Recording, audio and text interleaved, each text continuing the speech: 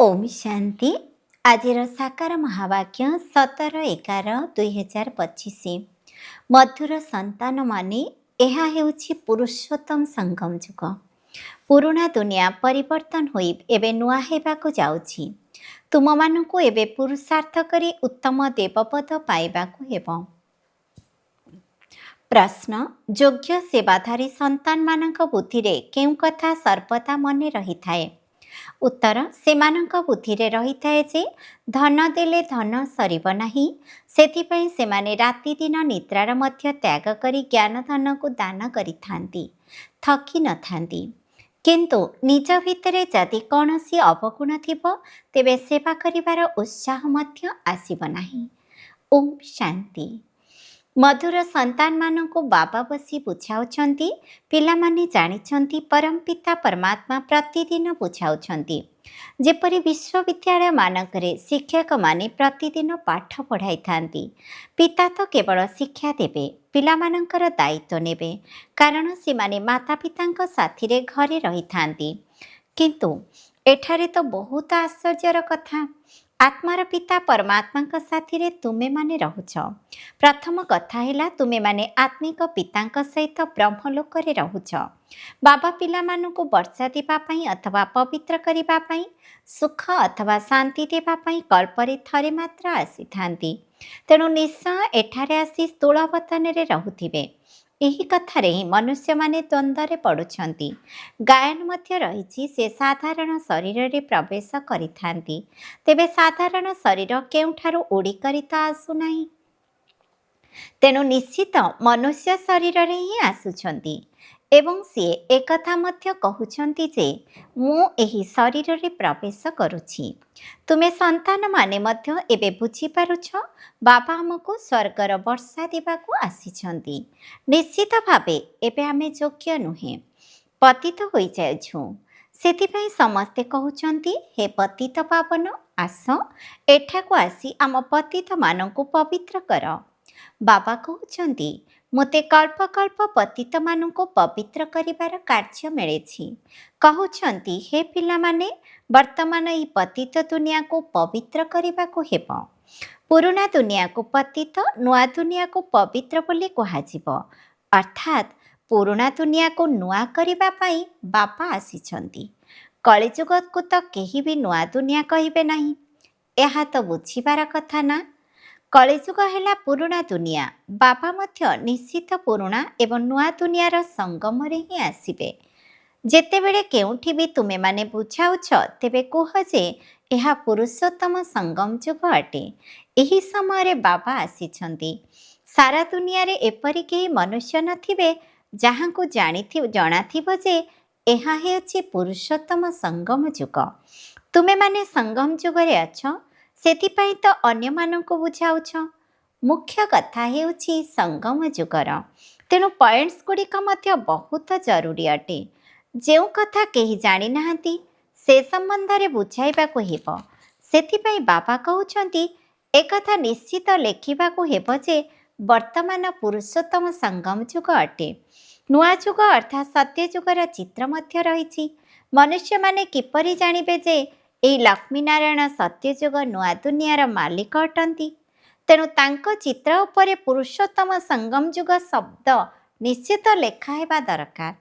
यही शब्द निश्चित लेखिबाकू हेबो, काहेकि ना एहा ही हेउछि मुख्य कथा। मनुष्य माने भाबुछंती कलिजुग आहुरी बहुत वर्ष चलिबो, कारण से माने बिल्कुल घोर अंधकार रे अछंती। तेणु सेमानकू बुझाइबाकू हेबो जे नुआ दुनियार मालिक एही लक्ष्मी नारायण अटंती। ये हेउछंती संपूर्णतार चिन्ह। हाँ ही तुममानकर एहा ही लक्ष्य। तुमे माने कहूच एबे से राज्यर स्थापना हेउछि। गीत मध्य अछि नवजुग आसिला, अज्ञान निद्रारु जाग्रत हुआ।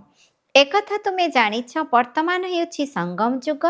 एहाकू नवजुग कुहाजिब नाही, संगम को संगम जुग ही कुहाजिब। एहा हेउछि पुरुषोत्तम संगम जुग। जेतेबेले कि पुरुणा दुनिया समाप्त होई नुआ दुनियार स्थापना हेउछि। मनुष्यरु देवता हेबा पाई राजयोग शिखुचंती। देवता मानक मध्यरे उत्तम पद हेउछि एही लक्ष्मी नारायणकर।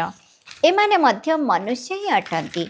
କିନ୍ତୁ ଏମାନଙ୍କ ଭିତରେ ଦୈବୀ ଗୁଣ ରହିଛି, ତେଣୁ ସେମାନଙ୍କୁ ଦେବୀ ଦେବତା କୁହାଯାଉଛି। ପବିତ୍ରତା ହେଉଛି ସବୁଠାରୁ ଉତ୍ତମ ଗୁଣ। ସେଥିପାଇଁ ତ ମନୁଷ୍ୟମାନେ ଦେବତାମାନଙ୍କ ଆଗରେ ମୁଣ୍ଡ ନୁଆଉଛନ୍ତି। ଏହିସବୁ ପଏଣ୍ଟ ସେହିମାନଙ୍କ ବୁଦ୍ଧିରେ ଧାରଣ ହେବ ଯେଉଁମାନେ ସେବା କରୁଛନ୍ତି। କୁହାଯାଏ ଧନ ଦେଲେ ଧନ ସରିବ ନାହିଁ। ତୁମମାନଙ୍କୁ ବହୁତ କଥା ବୁଝାଯାଉଛି।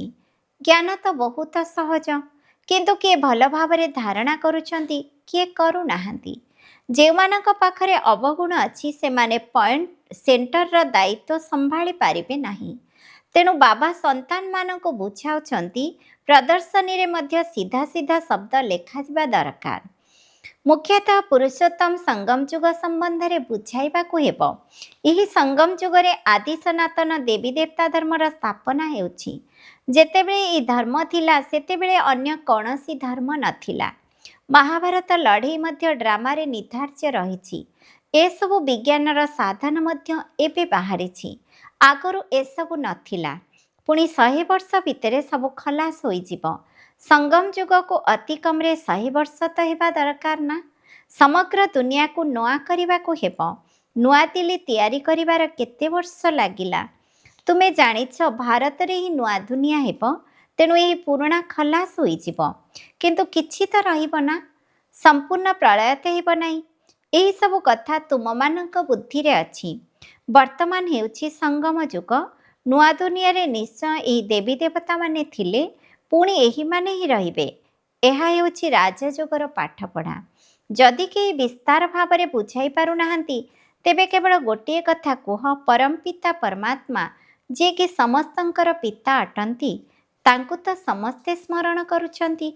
ସିଏ ଆମ ସମସ୍ତଙ୍କୁ କହୁଛନ୍ତି, ତୁମେମାନେ ଏବେ ପତିତ ହୋଇଯାଇଛ, ସେଥିପାଇଁ ଡାକୁଛ, ହେ ପତିତ ପାବନ ଆସ। ବାସ୍ତବରେ ଏହି କଳିଯୁଗରେ ସମସ୍ତେ ପତିତ ଏବଂ ସତ୍ୟ ଯୁଗରେ ସମସ୍ତେ ପାବନ ଆତ୍ମାମାନେ ରହିଥାନ୍ତି। ବର୍ତ୍ତମାନ ପରମପିତା ପରମାତ୍ମା କହୁଛନ୍ତି, ନିଜର ଦେହ ସହିତ ଏହିସବୁ ପତିତ ସମ୍ବନ୍ଧକୁ ଛାଡ଼ି କେବଳ ମୋତେ ମନେ ପକାଅ, ତେବେ ପବିତ୍ର ହୋଇଯିବ। ଏହା ଗୀତାରେ ହିଁ ଶବ୍ଦ ଅଟେ। ଏବେ ସେହି ଗୀତାର ଯୁଗ ଚାଲିଛି। ଗୀତା ହିଁ ସଙ୍ଗମ ଯୁଗରେ ହିଁ ଗାୟନ କରାଯାଇଥିଲା, ଯେତେବେଳେ କି ବିନାଶ ହୋଇଥିଲା ଏବଂ ବାବା ଆସି ରାଜଯୋଗ ଶିଖାଇଥିଲେ। ରାଜତ୍ୱ ସ୍ଥାପନ ହୋଇଥିଲା, ପୁଣି ନିଶ୍ଚିତ ସ୍ଥାପନ ହେବ। ଏସବୁ କଥା ଆତ୍ମାର ପିତା ପରମାତ୍ମା ଆସି ବୁଝାଉଛନ୍ତି ନା। ଧରିନିଅ ଏହି ଶରୀରରେ ନ ଆସି ଅନ୍ୟ କାହା ଶରୀରରେ ଆସିଲେ, କିନ୍ତୁ ଜ୍ଞାନ ତ ବାବାଙ୍କର ନା।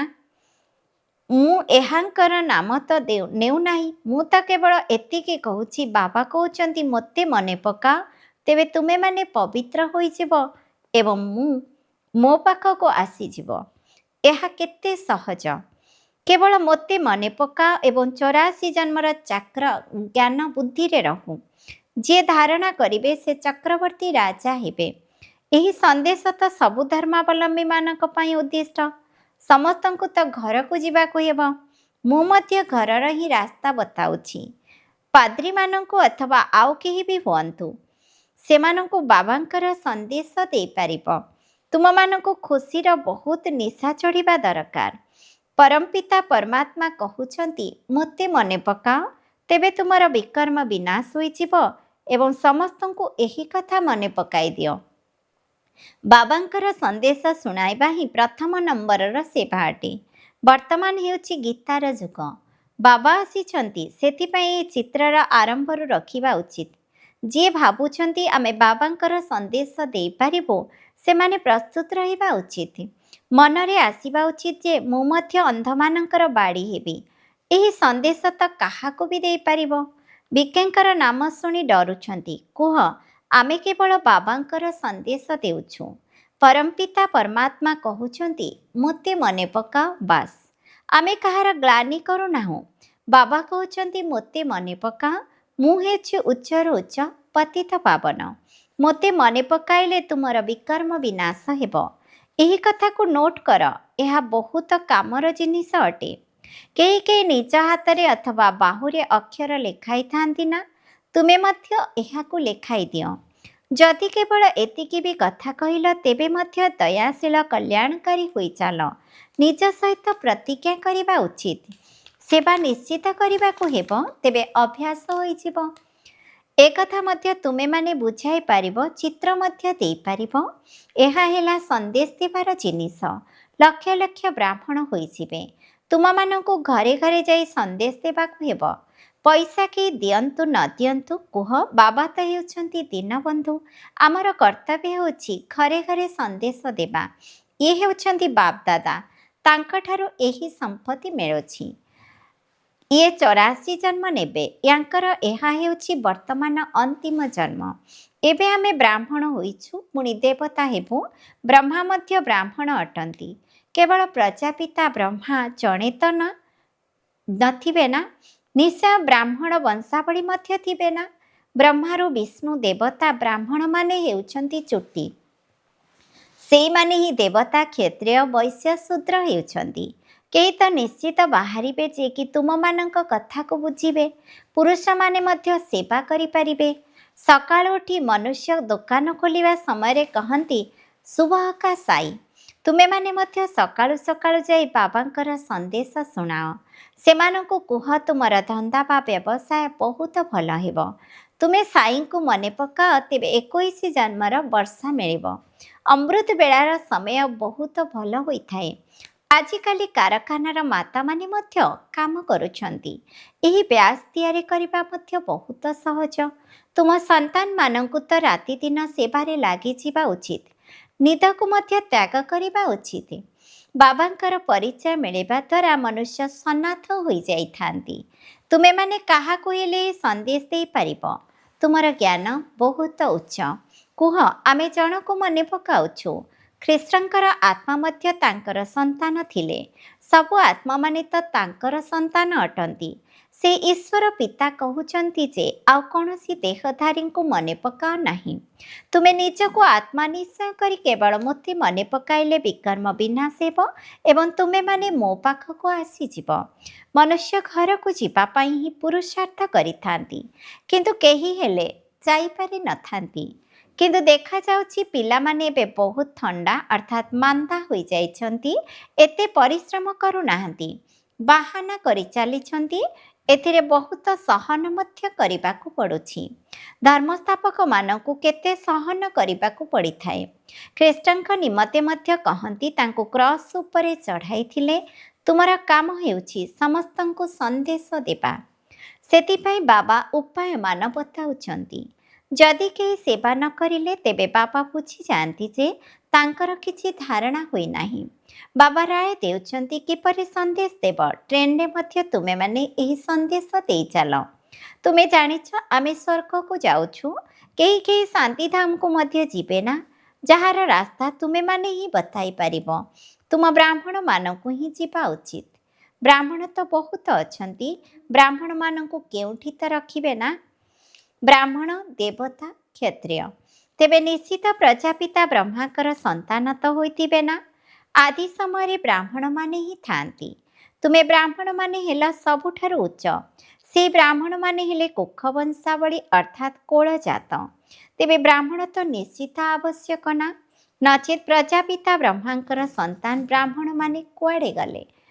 ବ୍ରାହ୍ମଣମାନଙ୍କୁ ତୁମେ ବସି ବୁଝାଅ, ତେବେ ସେମାନେ ତୁରନ୍ତ ବୁଝିଯିବେ। କୁହ ତୁମେ ମଧ୍ୟ ବ୍ରାହ୍ମଣ ଅଟ, ଆମେ ମଧ୍ୟ ନିଜକୁ ବ୍ରାହ୍ମଣ କରୁଛୁ। ଏବେ କୁହ ତୁମର ଧର୍ମସ୍ଥାପକ କିଏ। ତେବେ ସେମାନେ ବ୍ରହ୍ମାଙ୍କ ନାମ ବ୍ୟତୀତ ଅନ୍ୟ କାହାର ନାମ ମଧ୍ୟ ଧରିବେ ନାହିଁ। ତୁମେ ଚେଷ୍ଟା କରି ଦେଖ, ବ୍ରାହ୍ମଣମାନଙ୍କର ମଧ୍ୟ ବହୁତ ବଡ଼ ବଡ଼ କୁଳ ରହିଛି। ପୂଜାରୀ ବ୍ରାହ୍ମଣ ତ ଢେର ଅଛନ୍ତି।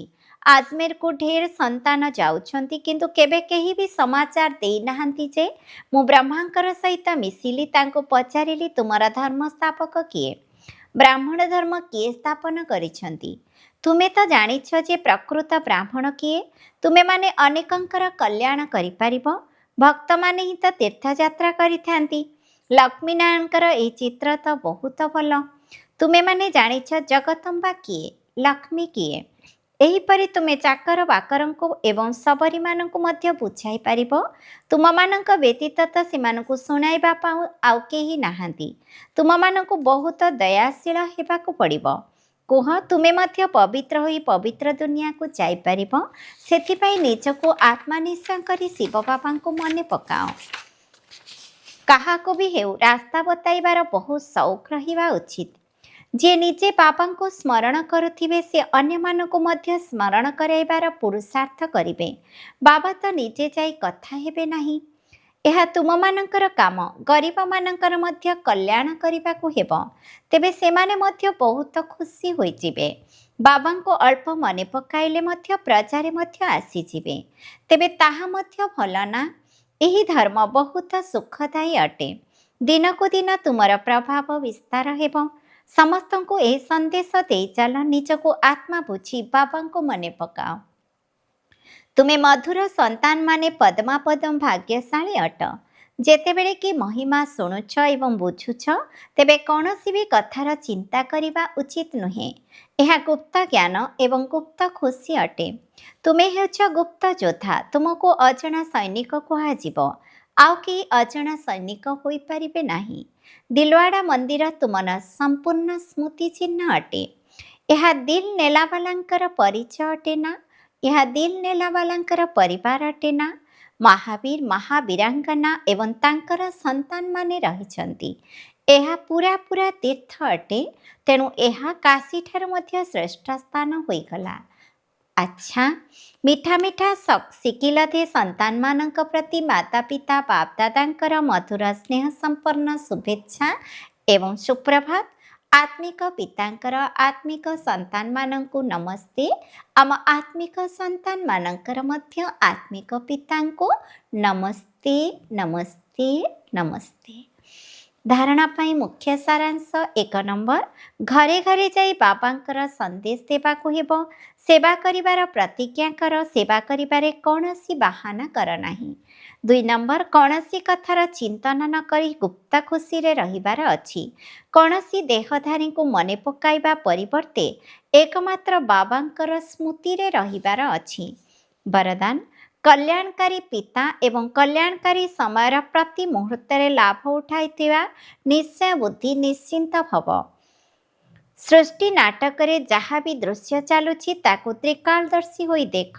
ସାହସ ଏବଂ ଉତ୍ସାହରେ ରହି ନିଜେ ମଧ୍ୟ ସମର୍ଥ ଆତ୍ମା ହୁଅ ଏବଂ ବିଶ୍ୱକୁ ମଧ୍ୟ ସମର୍ଥ କର। ନିଜ ପାଖକୁ ଆସୁଥିବା ତୋଫାନରେ ହଲଚଲ ହୁଅ ନାହିଁ, ଅଚଳ ହୁଅ।